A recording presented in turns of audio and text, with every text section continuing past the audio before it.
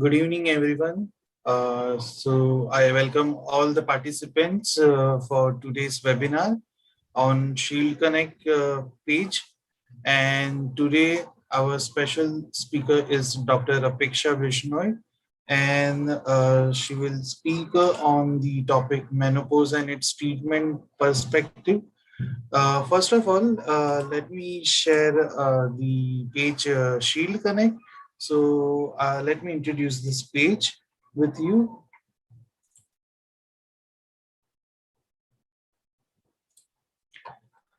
So this is our Shield Connect page. You can go on shieldconnect.in where you can find this page where we have a very different pages like blogs.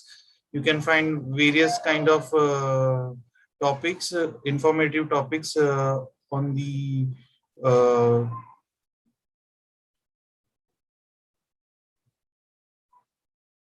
various topics are there, which is written by renowned doctors. Then there is one more page, webinar, where you can find all the webinar related information regarding upcoming webinars and past webinars, who is going to host it and when it will be started. Then we have a special awareness page like immune booster page, PCOS awareness page. In immune booster, we have reintroduced the Redimin Mu, which is very helpful immune booster product in this pandemic situation. Then there is our key opinion leader page where you can find all the doctors who are connected with Shield Connect.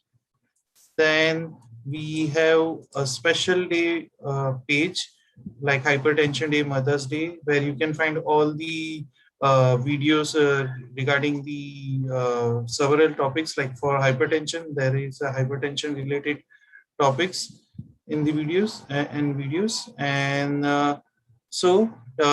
this is the digital page. And now let me introduce our special guest speaker, Dr. Apeksha Vishnoi, who is going to take a menopause and its treatment perspective. So let me give a brief introduction. So ma'am is MBBS MS in obstetric and gynecology. Ma'am is director and chief consultant in Oscar Women's Clinic in Lucknow. The area of expertise of MAMIS is high risk pregnancy and critical care obstetrics. Ma'am is also member organizing committee at various national level conferences like AICOG in 2020, IAGE in 2018, then FOXY, then in NZYF in 2017. Ma'am is also a member of IMA, UPCOG, FOXY, EPGL. So I welcome you, ma'am, on this platform, and we are very glad to have you on this platform. So let me hand over this session to you. And participants, you can write down the questions in the comment section. So at the end, we can have a Q&A session with Dr. Apeksha. Welcome, ma'am. Yeah, thank you. Thank you so much, Nishant, for your kind words of introduction. Good afternoon, everybody. Good afternoon, ladies and gentlemen, to today's webinar. Let me share my screen first. Okay.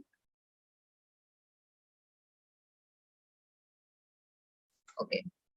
My screen is visible now? Yes, ma'am. Yes. Okay. Okay. So I welcome everyone on today's webinar on menopause and its treatment in perspective. You know, as WHO defines natural menopause as the permanent cessation of menstruation, and it is a retrograde diagnosis. It is confirmed by 12 consecutive months of amenorrhea. In general, the natural menopause occurs between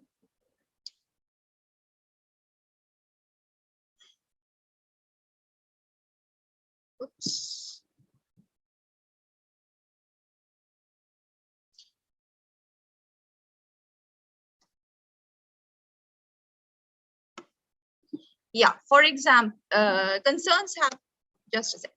WHO defines natural menopause as we just discussed, and the natural menopause occurs between 45 and 55 years of age. While in India, this is a little lower, between 41.9 and 49.42 years. You know, this data is little significant because of average increase in age of marriage to late 20s and postponing of childbirth to late 30s due to the study and career related issues. So a lot of women in their childbearing age group rather end up in menopause.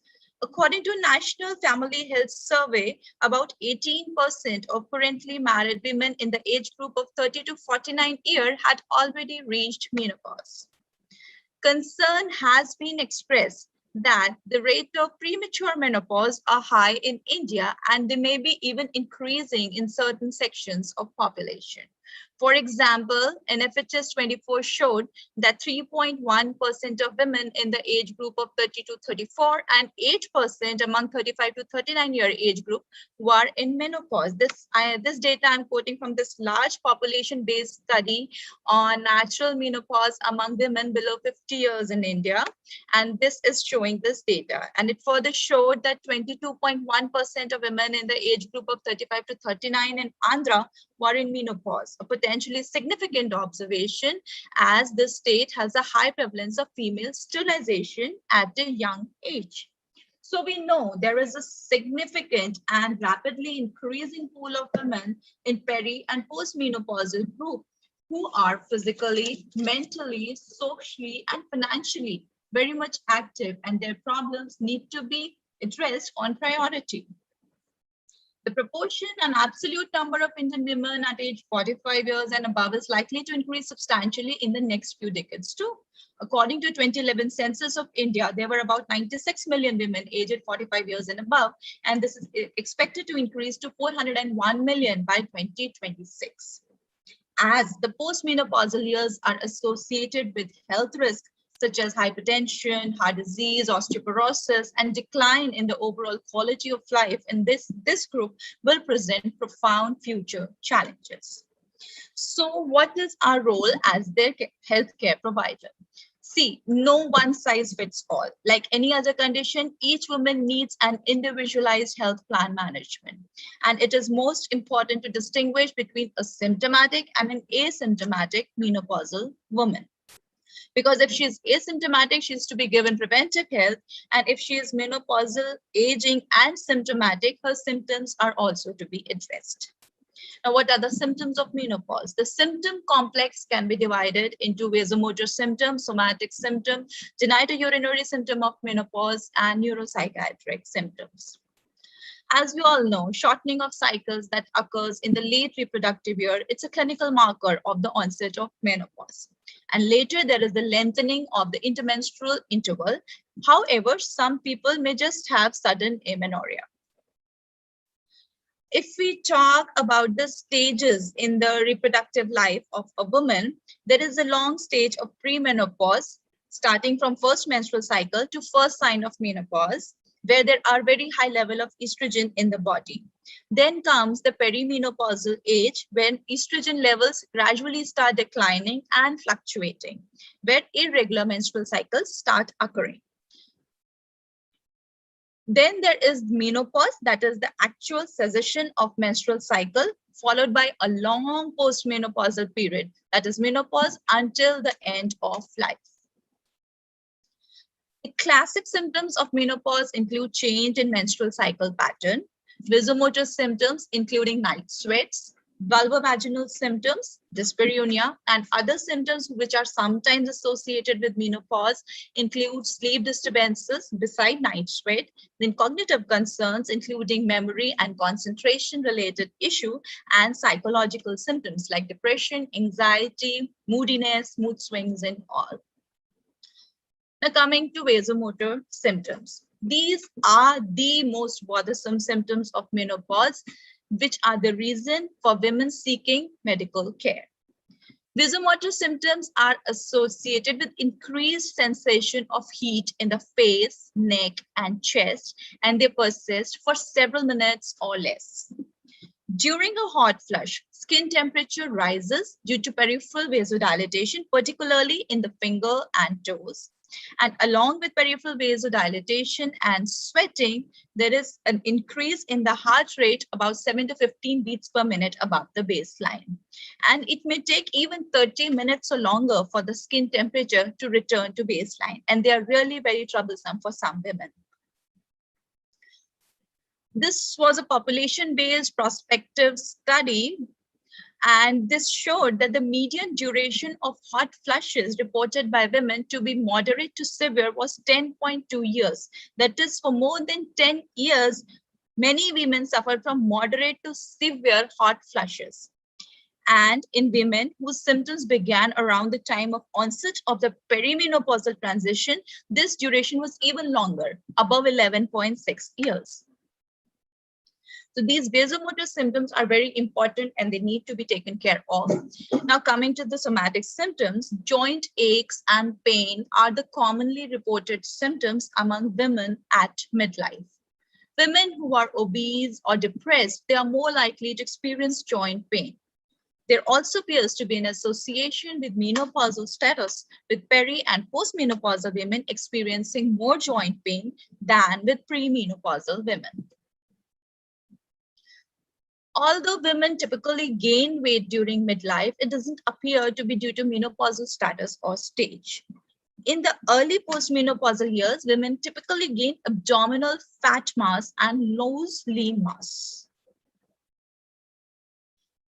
Coming to the skin changes, the collagen content of the skin and bone is reduced by estrogen deficiency.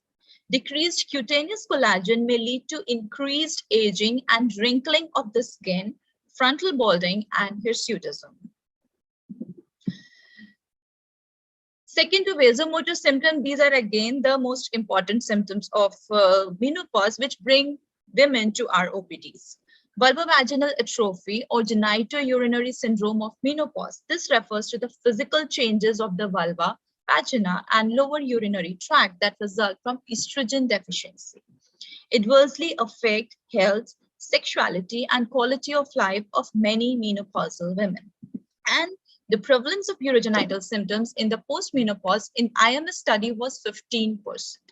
It presents as vaginal dryness in 32%, pruritus vulvae in 10 to 17%, and dyspareunia and urgency in 10%. Physical signs of vulvovaginal atrophy are variable and include reduced vulval fat, reduced vaginal mugi, and blood flow, leading to a pale appearance.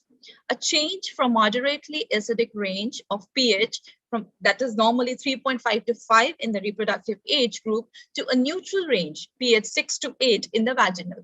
There is a shift in the vaginal maturation index as well.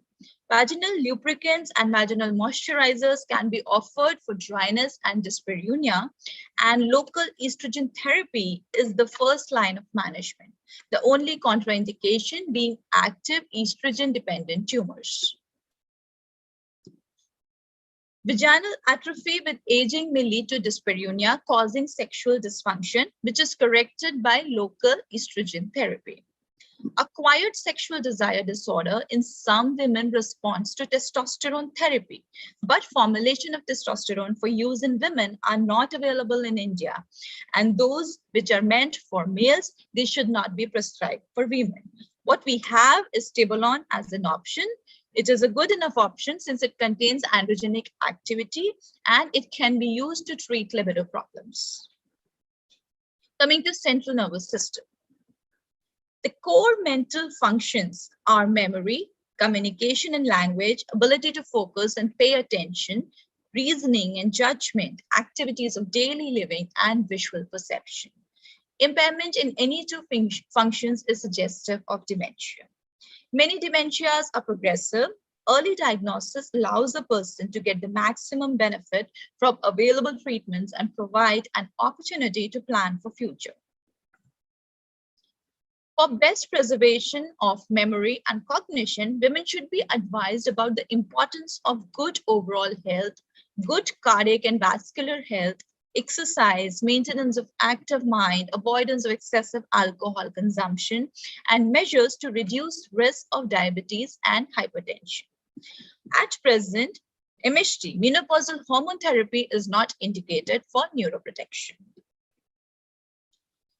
There is a significant increased risk of new onset depression in women during the menopausal transition compared with their premenopausal status. Evidence support the relation of estrogen to cognitive function too, and women do face problems with memory loss and difficulty in concentration at menopause transition. But a definite role of MHT for treating cognitive symptoms without vasomotor symptom is lacking. Coming to sleep, yet another bothersome point. Peri and postmenopausal women sleep less, have more frequent insomnia, and they are more likely to use prescription sleeping aids. Perceived decline in sleep quality may be attributed to general aging effects, like she may be suffering from nocturnal urination, sleep-related disorders like apnea or other illnesses like chronic pain or depression. She may have stress or negative mood, and then the ovarian hormone changes. Hot flashes, night sweats, they can also trigger awakening in the first half of the night, but REM in the second half suppresses thermoregulation, thus hot flashes. Decision on whether and how to treat with behavioral or drug therapy or both depend on severity of sleep disturbance. Context of sleep problem, for example, is a distressing hot flash or a life stress, or she is suffering from polyuria and nocturia due to diabetes or something else. And also we have to see how severe are the daytime consequences. If insomnia is identified as a medical condition, then medical or psychiatric causes of insomnia, they should be ruled out, and if present, they should be treated accordingly. Lifestyle modification should be recommended as the first-line treatment. If lifestyle modifications don't work, then hypnotic or benzodiazepines or melatonin agonists, they can be used in the short term, but there is no definite or convincing evidence to suggest its efficacy in the long term. These should only be prescribed by supervision of psychiatrist or a sleep expert. Mind-body therapies such as yoga have some evidence, but not very concrete. Mood disorders, feeling of upset, loss of control, irritability, fatigue, and dysphoria. At midlife, they may be caused by fluctuating hormone levels that perturb neural system transiently.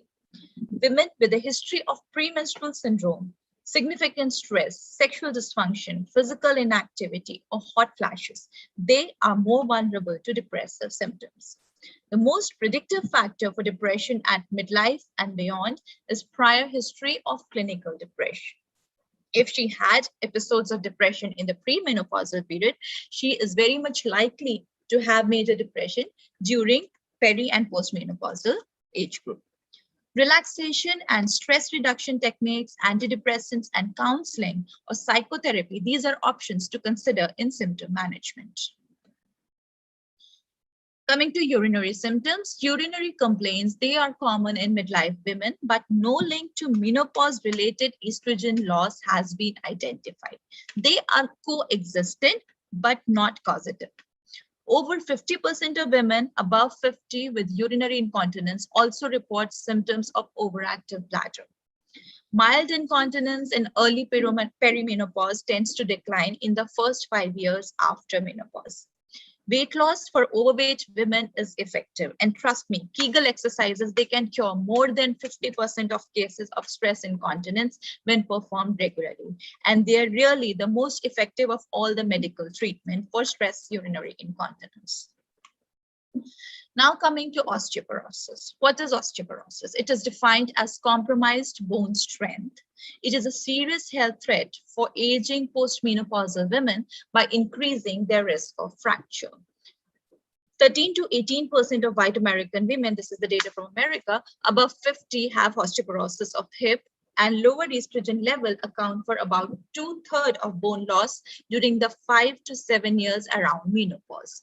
How do we diagnose osteoporosis? We define or diagnose osteoporosis based on the BMD results. The normal is a T-score of -1 to +1.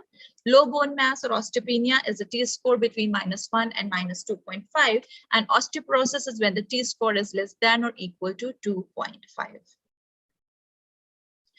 These are the risk factors of osteoporosis. Some are considered major risk factors, some are considered minor risk factor according to the World Osteoporotic Federation, and they have a very specific this thing for that.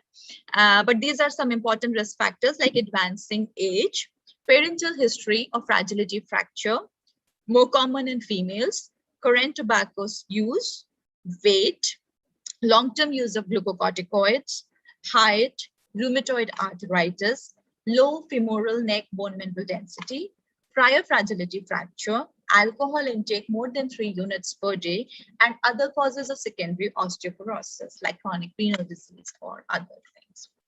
You know, osteoporosis is most of the time talked about, but it is osteoarthritis also, which is related to estrogen and menopause. Epidemiological studies of a potential role of estrogens in osteoarthritis. This showed two very important findings. First was that estrogen deprivation at the menopause seems to be associated with increases in the frequency of knee, hip, and finger osteoarthritis and in the severity of hip osteoarthritis. And secondly, MHT for the menopause, it may decrease the incidence and progression of hip and knee osteoarthritis. Coming to cardiovascular diseases, including coronary artery diseases and stroke, is the second leading cause of death among US women aged 45 to 64 and leading cause of death for women above 65. CHD death rates in younger women are also increasing for first time in 4 decades, secondary to obesity, diabetes, and hypertension. Coming to cancer.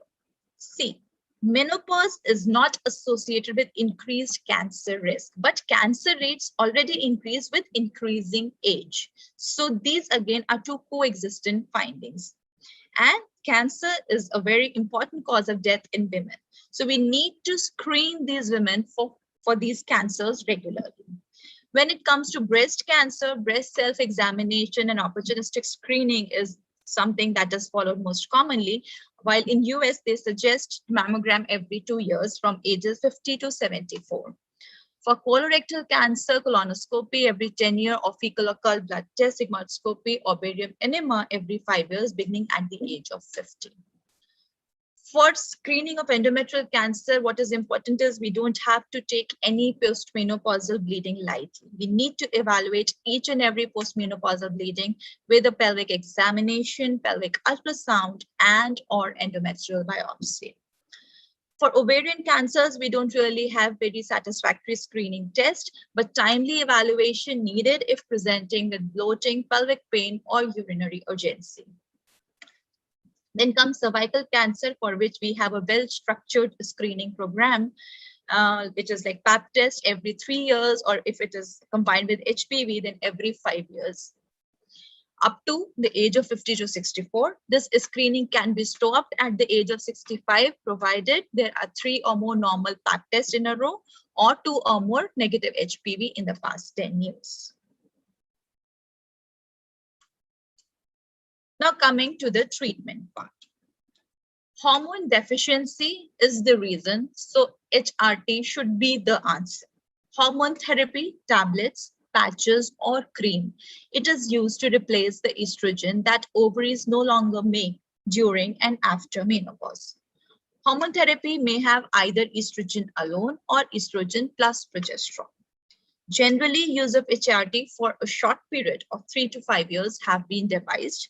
Reduction of dosage should be done as soon as possible. Now, what are the indications of HRT? For symptomatic women, definitely it is for the relief of menopausal symptoms. And for preventive treatment in asymptomatic women is prevention of osteoporosis to maintain the quality of life in menopausal years. Special group of women in whom HRT is to be prescribed is premature ovarian failure, gonadal dysgenesis, surgical or radiation menopause. If the woman has already been hysterectomized, we can give estrogen alone. But if the uterus is there, we need to combine it with progesterone. But hormone therapy doesn't come risk-free. There are well-documented risks with this. Risk of endometrial cancer is there, especially if we are giving only estrogen, not progesterone. VTE, venous thromboembolic disease, increased risk within 1 to 2 years after initiation of hormone therapy. For breast cancer, what it causes, it increases breast density with progesterone via proliferation of estrogen-dependent mammary tissue, making it more difficult to detect breast cancer early with a mammogram. Also, past long-term use of estrogen-only therapy and past short-term, that is less than 5-year use of estrogen-progesterone therapy were not associated with increased risk of breast cancer, but long-term use of estrogen-progesterone combined therapy is found to increase the risk of breast cancer. This was a very important study on use of HRT and risk of breast cancer. Ovarian cancer risk increases marginally with long-term use of estrogen therapy. Risk of cerebrovascular accidents secondary to changes in lipid metabolism and thromboembolic conditions. Changes in lipid metabolism also result in increased incidence of gallbladder disease, which has been observed following ERT due to rise in cholesterol in bile. Now, what all estrogens and progesterone can be used? Commonly used estrogen are conjugated estrogen 0.625 to 1.25 milligram per day that we commonly use.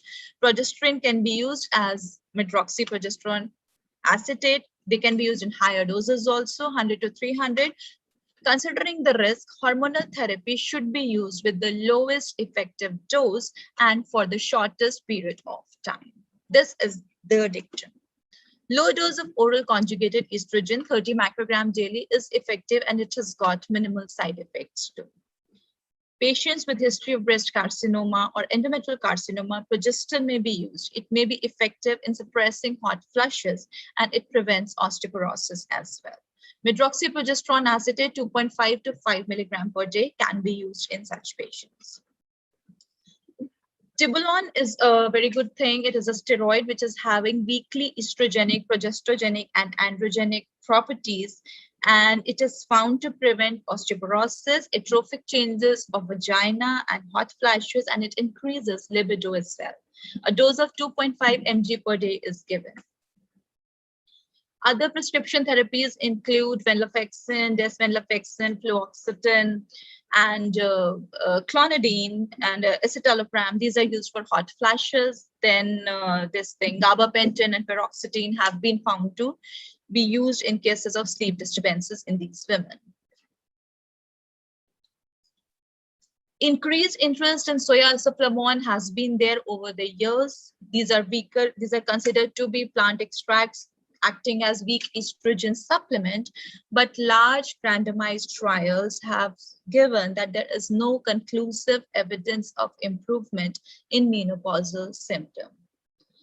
This was a randomized double-blind trial on soya isoflavone in the prevention of menopausal bone loss and menopausal symptoms. And they actually concluded that in this population, the daily administration of tablets containing 200 milligrams of soya isoflavone for 2 years also did not prevent bone loss or menopausal symptoms. Another drug used is black cohosh. A meta-analysis of black cohosh reported insufficient evidence to support the use of black cohosh for menopausal symptoms. Thus, isoflavones are not a very suitable alternative to hormone therapy. What could be an ideal menopause solution? Idealism is it is an enigma. It should be regulate. What is something? It should regulate endogenous estrogen to non-reproductive organs and reproductive organs. They should offer symptom relief as good as hormone therapy without risk of cancer, VTE, and stroke, which may be associated with hormone therapy. this drug should be something that has estrogenic affinity to estrogen receptor in such a way that it downregulates the reproductive organs like breast and endometrium, and it upregulates the non-reproductive organs like the bones. There are some medical herbs which has shown promising results recently, like cinnamic acid, S-methyl ester, decursin and decursinol angelate. A natural remedy, cinnamic acid, it has been used for hundreds of years in both Korea and China, and this has shown significant improvement in the quality of life for women dealing with the symptoms of pre, peri, and post-menopause. Ultrafine Angelica gigas powder normalizes ovarian hormone levels and has anti-osteoporosis properties in ovarectomized rats. So herbal formulation, which are composed of a combination of these things, cinnamic acid, cynancum, Wilfordihems, Florus ambrosa, and Angelica gigas extracts have been used for treating menopausal symptoms.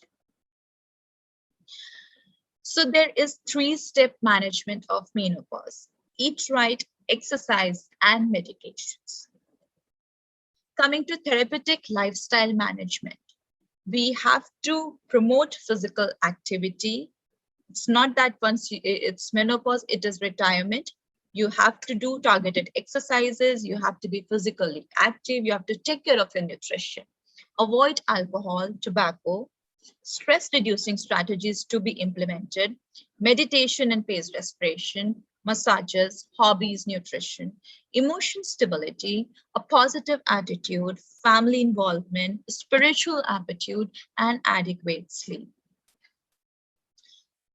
Coming to basic dietary recommendations, 6 tablespoons of sugar, 3 to 5 grams of salt per day, 2 level spoons of oil per day, 100 grams of fruits, 300 grams of vegetables, at least 8 to 10 glasses of water per day. Also, you should add powdered flaxseed, cinnamon, fenugreek, soft in salads and curds. Avoid more than 200 milligram per day of caffeine. Limit your tea intake and coffees to 3 cups a day. 1 cup of brewed coffee contains 120 milligram of caffeine, 65 milligram in 1 cup of instant coffee and tea. So limit your tea and coffee intake. Consume a minimum of 500 to 600 ml of milk or curds, and this should be low fat like Malai Utrawal to build on calcium bank in bones, and support it with lots of vitamin C rich fruits, vegetables to favor calcium absorption. Coming to the management of osteoporosis, postmenopausal women who are even asymptomatic, if they have crossed more than 5 years of menopause, or if they are less than 5-year menopause, postmenopause, but they have a major risk factor or any 2 other risk factors, then they should be screened with BMD by DEXA or screened for BMD by DEXA at hip and spine, and they should be classified as normal. They're having osteopenia, they're having osteoporosis, or they're having severe osteoporosis. If they are normal or having osteopenia without any risk factor, they can be followed up every 2 years, but reinforce lifestyle changes. But if they are diagnosed to be having osteoporosis, norm or severe osteoporosis, they should be referred to the osteoporosis clinic specifically and consider MHT within 10 years of menopause, along with tibolone, bisphosphonate, loxapine, strontium, or calcitonin as per the need. There are dedicated osteoporosis clinics for the management of such patients. Also, postmenopausal women, if present with fragility fracture, then immediate pain relief, surgical management, calcium, vitamin D supplementation, and essential investigation rule out secondary causes, and in follow-up, they should also be given multidisciplinary management and advised BMD by DEXA, which can be followed up 1 to 2 years. And according to the diagnosis, if they come in osteopenia, osteoporosis, or severe osteoporosis, along with physiotherapy, lifestyle management, pharmacotherapy, and we can consider hormone therapy if they are within 10 years of menopause. Now, how ideally to live with menopause? The recommended dietary allowance of calcium and vitamin D for adult Indian is 800 to 1200 milligram of calcium per day and 1500 to 2000 international units of vitamin D per day. So this is to be added as a supplement in menopausal women diet. Vitamin D3 tablet or powder can be added as 60,000 international units once a week for 8 weeks, preferably with milk, or we can give just a single IM injection of 6 lakh international unit annually. This is not to be repeated before 3 months and may be given after confirmation of persistent low levels of vitamin D. This is therapeutic, and once you have corrected the deficiency, you need to give her maintenance therapy. So like you gave once a week or twice a week vitamin D3 for initial 2 months, then you can give 60,000 international units of vitamin D3 once a month in summer and twice a month in winter season as a maintenance therapy. Or you can give them as a daily supplement by tablets or oral spray, 2,000 international units per day of vitamin D. Or in the injection form, we can give 3 lakh international units of intramuscular injection twice a year, or 6 lakh international unit of intramuscular injection once in a year. Before we conclude, a word on managing thromboembolic risk with menopausal hormonal therapy in COVID-19 pandemic, because we just read that MHT does pose some increased risk of venous thromboembolism, and in COVID-19 also there are increased cases of thromboembolism. So if there is any woman who is using menopausal hormone therapy and she comes to be COVID positive, the first thing that we have to do is we have to withdraw any systemic MHT. If she is having mild COVID, we can switch on to transdermal MHT. If there is anything more than mild COVID symptoms, anything more than mild, then you have to withdraw all the systemic MHT and add low molecular weight heparin at prophylactic doses. If severity increases, then we may need to give her therapeutic anticoagulation as well. So the take-home message is the target population for initiation of hormone therapy is usually within 10 years of menopause. Initiated in early postmenopausal women, period in healthy women is safe. And like all medicine, hormone therapy needs to be used appropriately, but it is essential that women in early menopause who are suffering menopausal symptoms, they should have the option of using HT. The dictum is right woman, right age, right therapy, right dose, and right route. Thank you so much, everyone, for your patient hearing. Thank you so much, ma'am, for providing this information. And I hope the participants have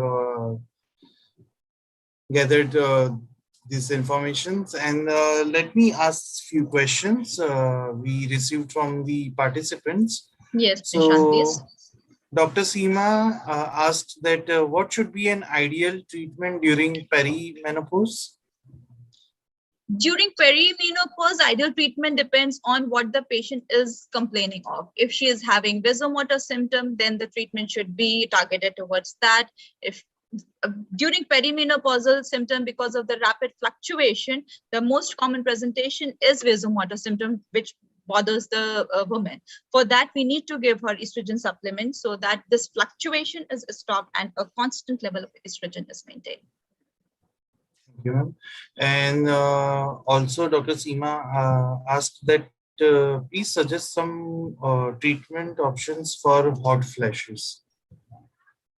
For hot flashes, hot flashes are the vasomotor symptoms. I just described them. We can give estrogen. See, if the woman is hysterectomized, you can give estrogen alone. But if the uterus is there, then you need to combine it with the progesterone so that there is no unopposed estrogen action. But then you can give hormone therapy if she is in early menopausal period. And if you want to try for non-hormonal therapy, then these lifestyle modifications along with this cinnamic acid, these things have very good effect. And then there is one more question that how you can treat a early menopause patient, say around 40 years of age? Early menopause definitely need hormone replacement therapy. to avoid long-term changes in bones and long-term risk of cardiovascular diseases. So for them, estrogen-based hormone therapy plus minus progesterone according to their uterus status, because early menopause, most of the time it is surgical or radiation induced, and at times it could be natural also. So if natural and uterus is intact, then plus progesterone, otherwise isolated. But in early menopause, less than 40, definitely hormone therapy is indicated. Okay. So these are the questions from the participants, and thank you so much for providing this information from the for the questions. And we are glad to have you on our platform, Shield Connect. Thank you so much, Nishant, and thank you so much the entire team of Shield Connect for dissipating this knowledge to everyone in this time of pandemic, when we all are restricted. At least we are using our time for something good. So this is really a very good platform. Thank you, and we will also have you in future on same platform again. My pleasure. Yes, ma'am. Okay. So we can end this session today, and I also thank our team members with whom this webinar was possible. Okay. So good. Thank you. Have a nice day. Thank you. Thank you everyone for joining. Yeah, thank you very much, madam.